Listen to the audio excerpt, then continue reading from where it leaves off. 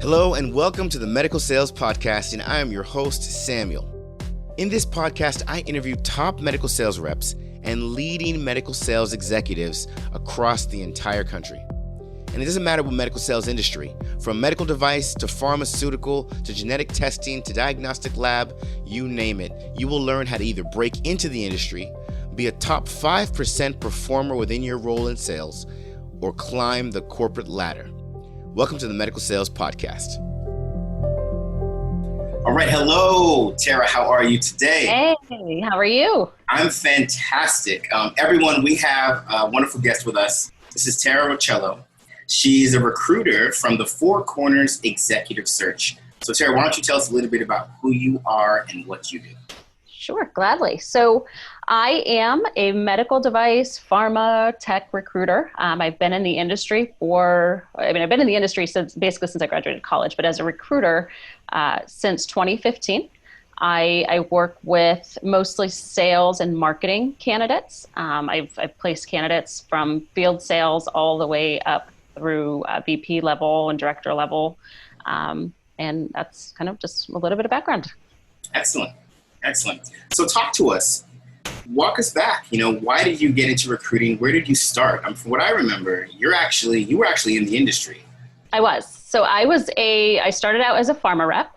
I joined Alcon back in the day as a quintiles rep. They gave me, somebody with minimal sales experience. They gave me a shot. I think I was probably a risk hire for my manager, but I did pretty well. I won some performance awards and I think a couple leadership awards, and I transitioned out of that role after I had my older kids.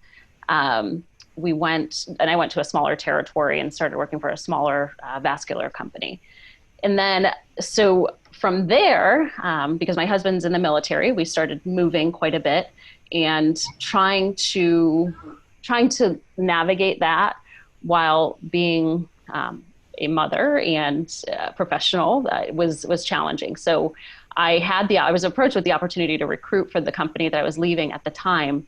And I kind of just fell into it, and it was just a natural fit, and I've excelled at it. It's something that I've absolutely love doing. It's something that I didn't even realize I would love doing. Wait a minute. And it's worked out well. So you actually, I want to understand more about how you fell into that, how you were on notice to be a recruiter when you were a rep. But before you even answer that, why did you want to even become a rep? So I remember the very first time I saw a pharmaceutical rep at one of my doctor's offices when I was probably in high school. I think I was in high school. And I remember seeing, what my opinion of a professional woman was. Very confident, and she kind of walked into the office. She knew everybody there. They welcomed her into the back. It was very clear that she had strong relationships and was somebody that they respected and welcomed into their office. And I was wow, I can do that. That's what I want to do. So I ended up, it was again one of our military relocations. I ended up connecting with somebody who I knew just through friends that mentioned to me that, hey, my company's going through an expansion, and why don't you reach out to Quintiles and see? He said, I can connect you, but you're gonna have to get the job. I can get you the interview. You're gonna have to get the job. And I guess I did well enough that they gave me a shot. And it was something that I had just always had in my mind. I didn't know, I had no clue what a pharmaceutical rep actually did. But that's, I always wanted to be a professional, a businesswoman. And that was, to me, in my world, that was something that I really admired and wanted to be. That's excellent. So then you did the pharmaceutical sales. How many years were you a pharmaceutical sales rep before this opportunity to become a recruiter came up? I was a rep for 7 or 8 years, somewhere along those lines. All right. And so what happened? I mean, you were tapped on the shoulder by your company and say, hey, I know you're a rep, but we actually need a recruiter? I mean, what happened? Yeah. So I had given my company notice that I was going to be moving. I think I was giving them like 3 months notice or something, because we had found out that we were going to be relocating from Washington, D.C. to Las Vegas. And I loved the company I was working with. And I talked to the VP of sales and I said, hey, you know, I know that you guys are going through a lot of expansion. Do you have any desire to open any practices out on the West Coast? And at the time they didn't have the infrastructure to manage that. They didn't have the expanded call center hours to handle the Pacific hours. And they just didn't have it. He said, but you know, we do need somebody more dedicated to recruiting. So why don't we talk about that? And what ended up happening was I ended up going to work independently for the recruiting agency that they were using, which was amazing. I mean, it was an amazing experience. This is an agency that recruits in rare disease and like these really, really complicated, complex sales cycles and really interesting stuff. I mean, I was just blown away by some of the people that I was talking to on the phone. And I absolutely cut my teeth in recruiting in that because I had no idea what it was like.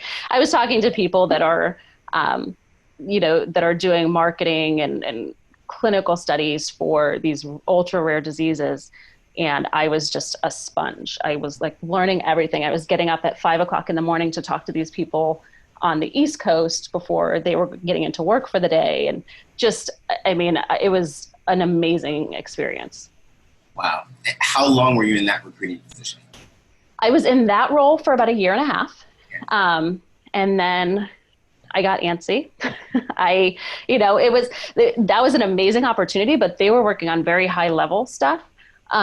So the pace was a little bit different than like a typical medical device or field sales recruiting role where there's a lot more volume. So I didn't have any experience recruiting in medical device. So I approached a few companies and said, hey, I may be interested. I kind of want to see what med device recruiting is like. And I heard back from a few, I talked to a few, and ultimately ended up going with the company I was with prior.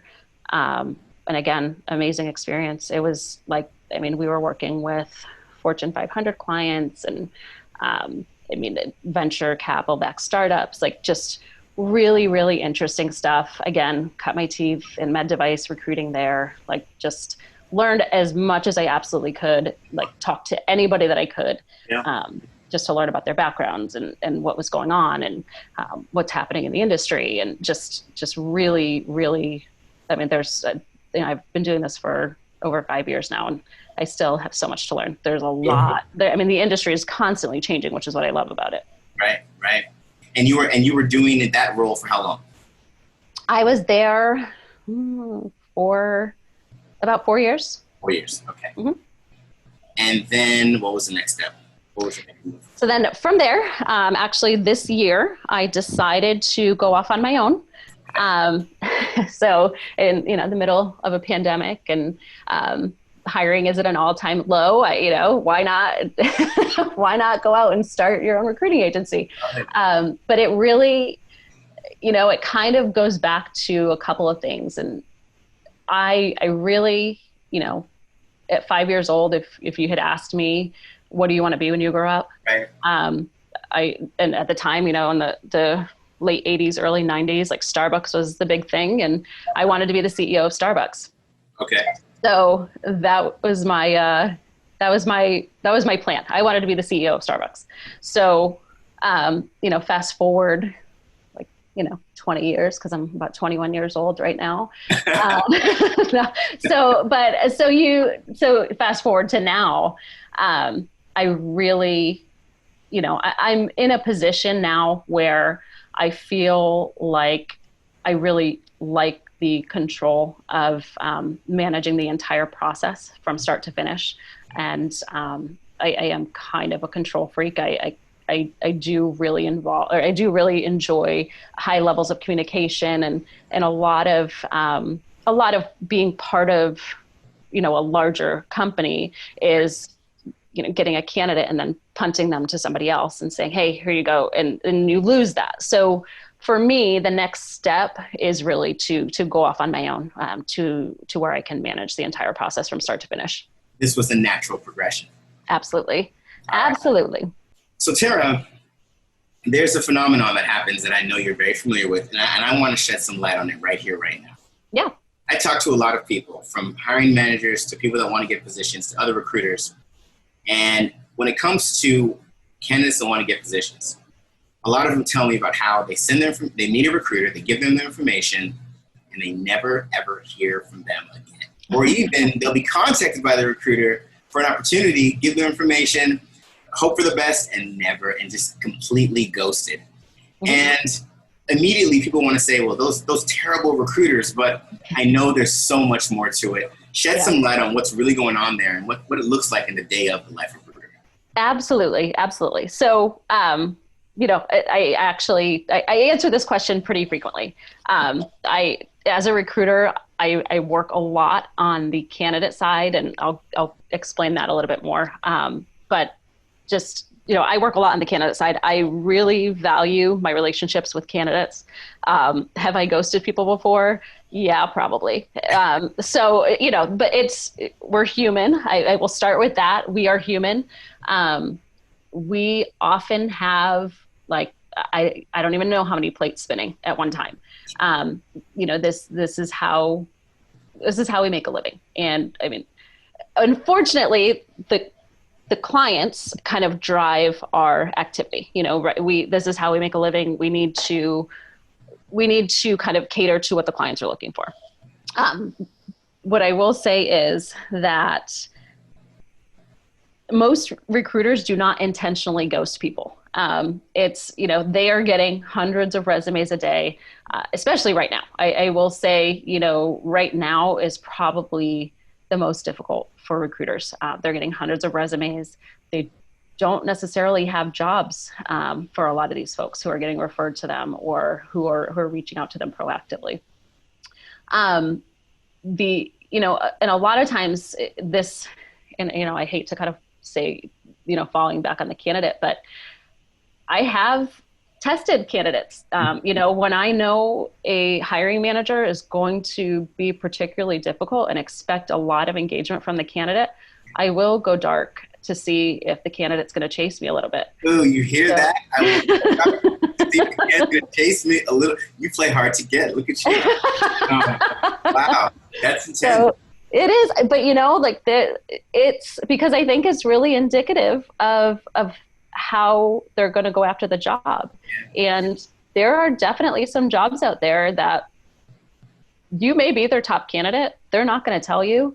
They are going to want to see how hard you're going to fight for this job, because when you go out in the field selling their devices, if you don't fight for your products to be in the physician's office, there are 10 reps behind you who are going to. So they want to see how you're going to fight for it. So, as far as candidates getting ghosted, I'll go back to kind of something that I mentioned. So there are a lot of recruiters who work almost exclusively with clients.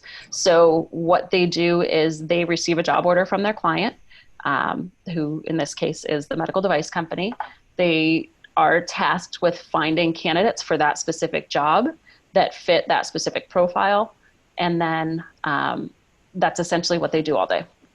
There are a lot of recruiters who work mostly on the candidate side.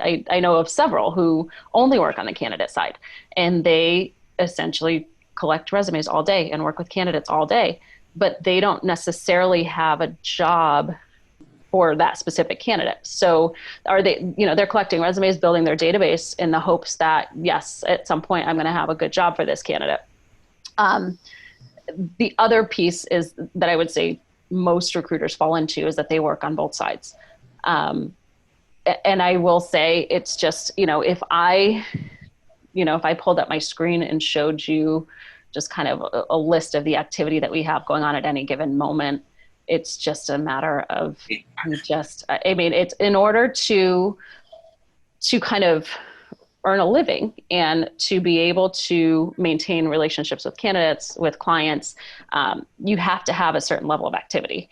And it's just human nature. And it sounds like a cop out, but it's human nature that sometimes people fall through the cracks. And it definitely, as recruiters, we have to be better 100%. I try every day to be better.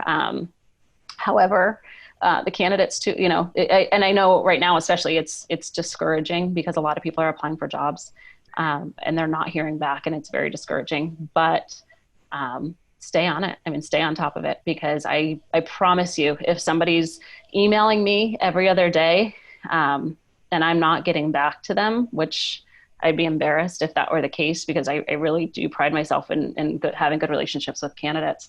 But if somebody's emailing me constantly and staying top of mind, I'm going to get back to them. And so, okay.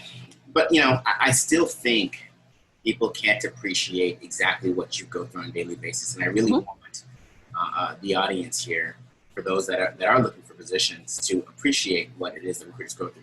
Could you kindly walk us through, 8 to 5, like what does it actually look like?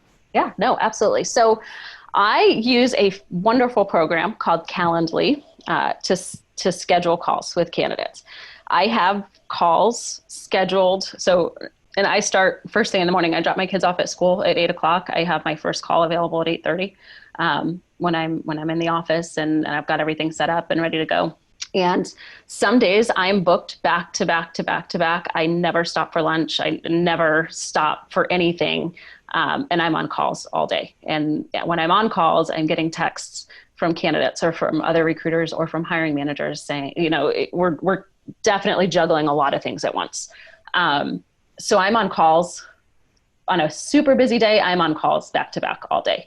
I do try to reserve time, like on Fridays, I do try to reserve time for talking with candidates who may need some coaching, who are looking for advice to get into the industry. Things that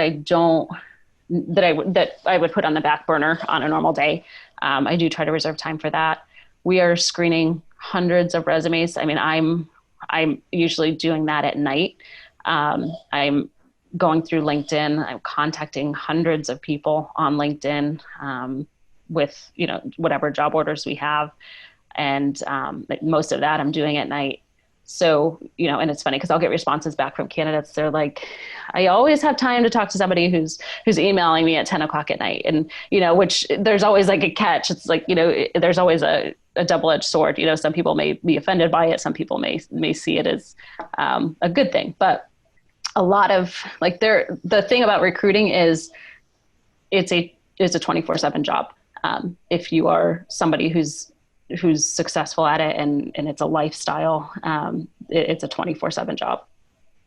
So, with that being said, I'm just curious, what's the most gratifying moment in your... The most gratifying moment, there are so many, and that's what I love about it. So the most gratifying moment is, when I get a LinkedIn message or a phone call from a candidate that I placed at a company a year prior, and they're saying, made rep of the year this year. I got rookie of the year, and I can't thank you enough for pointing me in the right direction. It's also equally gratifying, I would say, to have a candidate who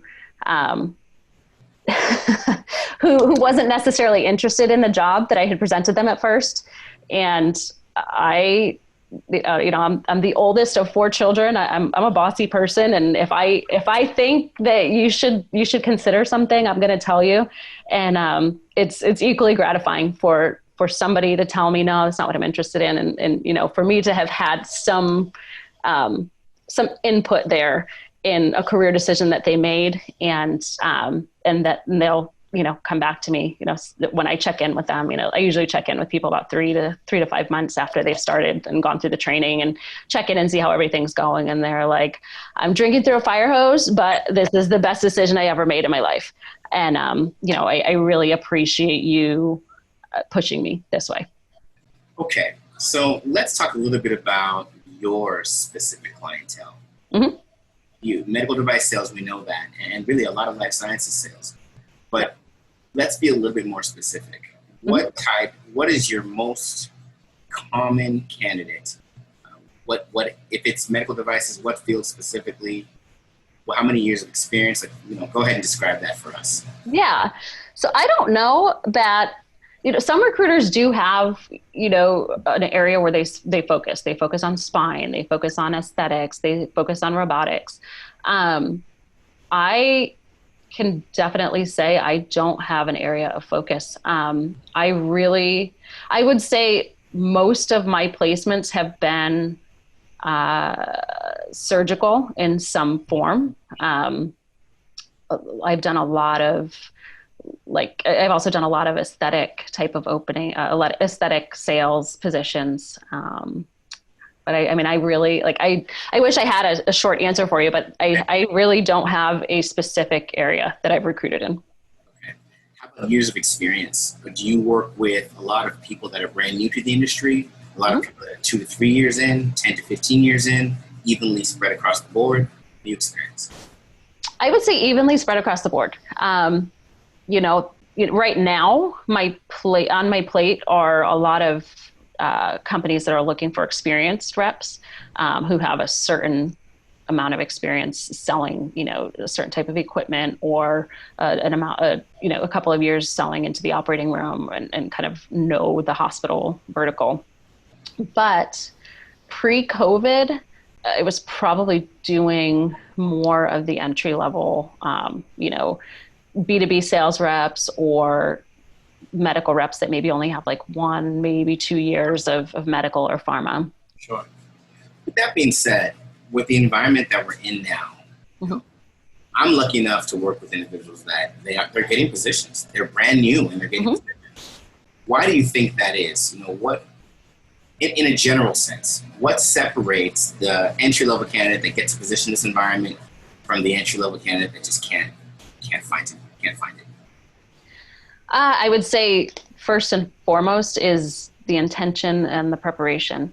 I think a lot, I myself was one of them. I kind of stumbled into a pharmaceutical sales opportunity. I interviewed well enough that they gave me a shot. Does that happen? Not often. I would say 99% of the time. I can tell you, a candidate who comes to me who has networked, who has done interview preparation, who has done some personal branding, who has, who maybe has gotten some outside coaching, or somebody who has done their homework on the industry, somebody who spent time meeting other medical device reps, that they can use as mentors, or they consider mentors for coffee, or, just really doing their homework and understanding what a medical device rep does, and what they need to do to make themselves stand out and show that they have intention and that they are prepared and that this is their plan and this is what they want to do. That's always going to stand out, versus somebody who is the recruiter presented me with this opportunity. The money sounds good and sounds kind of cool to, go work in the operating room and sell hernia mesh. And, it sounds a good opportunity. So, the candidate number one who has done the preparation is always going to stand out. Yeah, no, that's why we're here, right? Right. Do your recruiting. That's why I do what I do and helping people.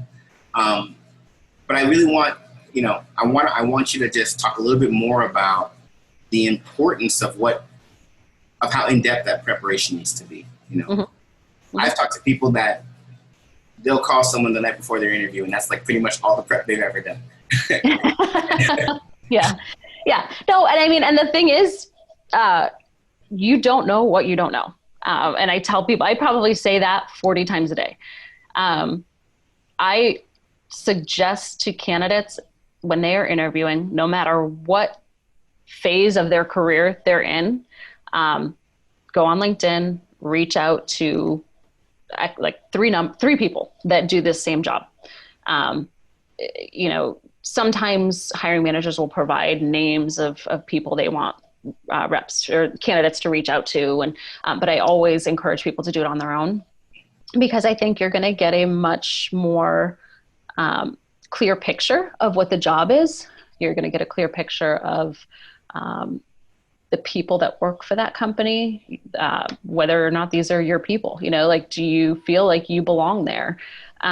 Because that's important. This is a decision you're making in your career. And can people change jobs in 2-3 years? But but who wants to spend 2 or 3 years somewhere? And I believe every stop is a stepping stone, and every stop is an opportunity to learn. However, when you're intentional with what you're doing, it sets up your career path for, just a fantastic trajectory. I agree with it 100%. So, okay. So that's great on the candidate front. Mm-hmm. As far as recruiters go, what have you seen that helps recruiters be more successful? What type of things can they do that you definitely say, you know what, if recruiters are doing these top 3 things, they're going to be successful out there? In terms of working with clients or working with candidates? Working with, I was going to say working with candidates, but give us both. Okay. And let's see what it's like to work with clients and candidates. Yeah, I think the biggest thing in terms of working with candidates, I would say honesty and candor is tremendously important working with candidates, because sometimes a candidate just does not know that they are saying something in the interview process that can come off as offensive, or that comes off as maybe immature, or sometimes they just don't know. And being able to present somebody with that feedback is that's our job as a recruiter. We are there to help them, not just present them with jobs, but we're there to help them through the process. I would say communication, again, is huge. And, being available and being approachable for candidates, I think, are the biggest things, because I've worked with a lot of candidates who have said to me, I've talked to 10 recruiters this week, and it is a breath of fresh air talking to somebody who actually it feels like you're actually invested in me, and it's a breath of fresh air, because I feel like I'm not just a number or a resume on their desk. And I think that's so important. For working with clients, I think the same 3 things are important working with clients, because, sometimes as recruiters, we have to have tough conversations with our clients. Sometimes their expectations and the candidate pool just don't quite match. And, I don't think clients should ever set their bar lower. I don't ever want to suggest anybody do that, but, sometimes they need to understand what the actual market looks like. And that's one of the benefits of working with a recruiter, is that you have somebody who's actually working sometimes with competitors, or, who just has their hands in the industry every single day and is talking to people in the industry every single day, that can give you that intel and be like, hey, I know you want somebody who's, got 5 years of experience, has a book of business with these hospitals, and is making, a good amount of money, that this would be a great next step for them. And that just doesn't exist sometimes. So I think that's important. And, being able to have those conversations, being, open and honest, being highly communicative. I can't work with clients that don't communicate at the same level I do, because I get incredibly frustrated. So, highly communicative and available. Sarah, help me understand. Elaborate a little bit more on what candidates need to, what do they really need, especially in this environment, to move forward? What's important right now? Okay. Well, so what's important right now is the preparation that goes into the interview process. And, I would say what you're doing is incredibly valuable, because I do find, especially with candidates who are looking at just getting into medical device, what you do in teaching them how to brand and network and just be able to articulate their story, which every hiring manager wants to hear somebody's story. And, candidates could think they don't really have a story per se, but everybody does. And you need to be able to articulate that. So a lot of people don't necessarily know those steps and the preparation and the networking and understanding that your resume should match your LinkedIn, should match, the person that shows up for the interview. Like, it should all be seamless. And, when a candidate comes to me and they have all of those pieces, I get so excited because I'm like, this candidate's ready to go. Like, they are ready to interview. They're ready to go. I'm going to find them something. I'm going to find them a job. And, when somebody comes to me and they've not done any of that, or they don't understand that, all of the preparation that goes into it, it's not to say that they'd get any less support or any less attention, but the chances of them, say they were competing against somebody who has maybe gone through your program and understands the branding and the networking and all of those pieces, versus somebody who hasn't done that, the chances of the two of them competing and the candidate who hasn't done the preparation getting the job, I would say is very low. No, yeah, that's part of why I do it. No, that's good. I'm glad that you identified that. Let me ask you this. We're dealing with COVID right now. Would you say that COVID has kind of changed the playing field with what it looks like to get into medical sales, and that there might have been permanent changes, or do you think that as soon as we've got our heads around this period, things are going to go right back to the way they were? So there are absolutely permanent changes. I will start with that. There are companies who are,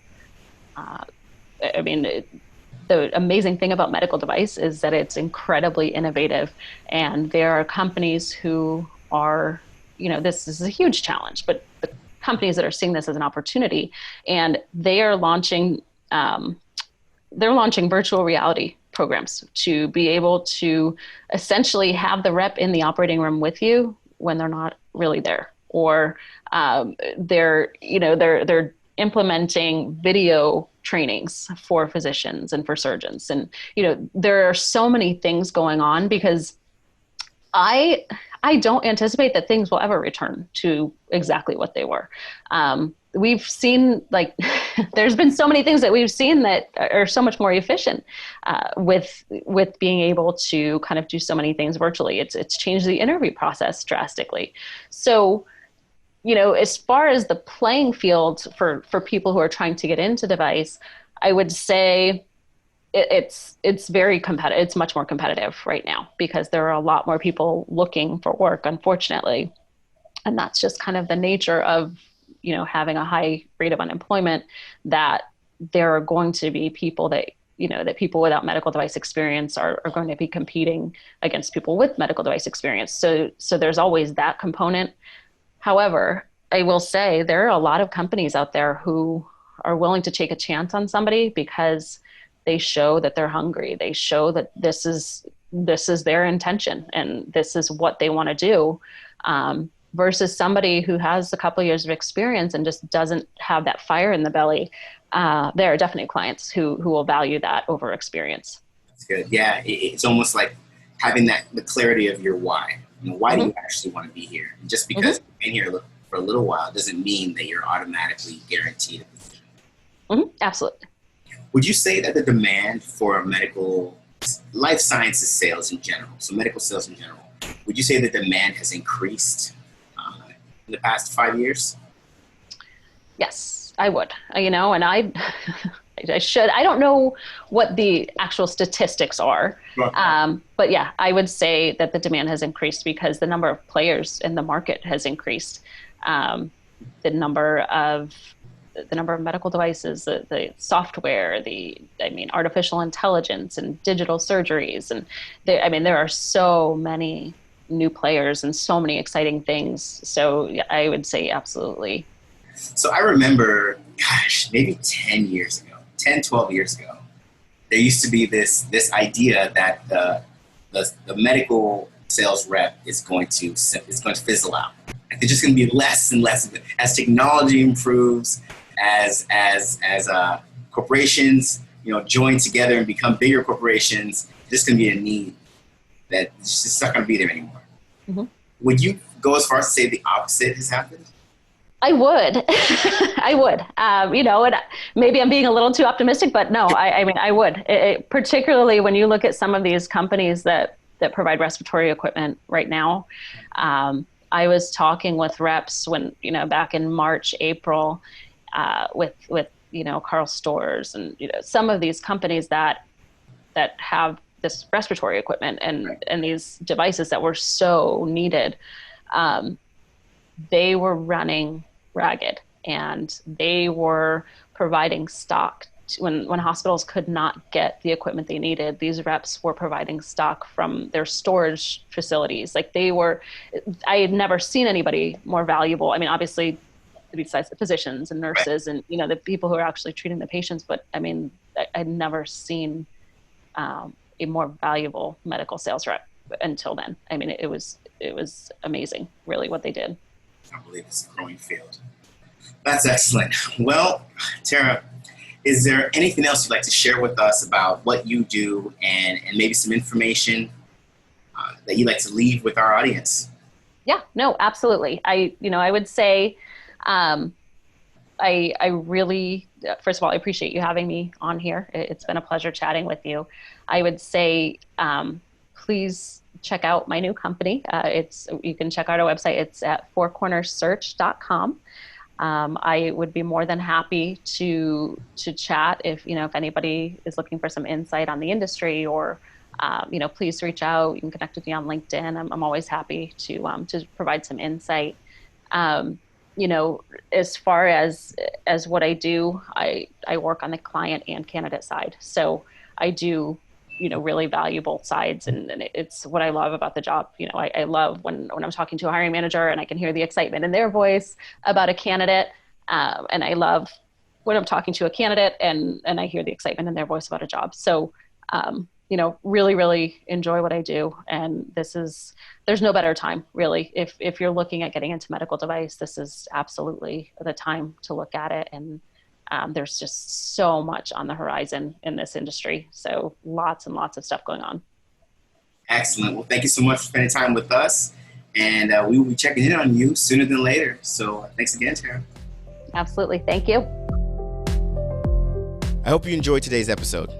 And remember, I have a couple programs that show you exactly how to break into the medical sales industry, become a top-performing medical sales professional, and also how to masterfully navigate your career to executive level leadership. Check out these programs and learn more at evolveyoursuccess.com. Stay tuned for more awesome content with amazing interviews.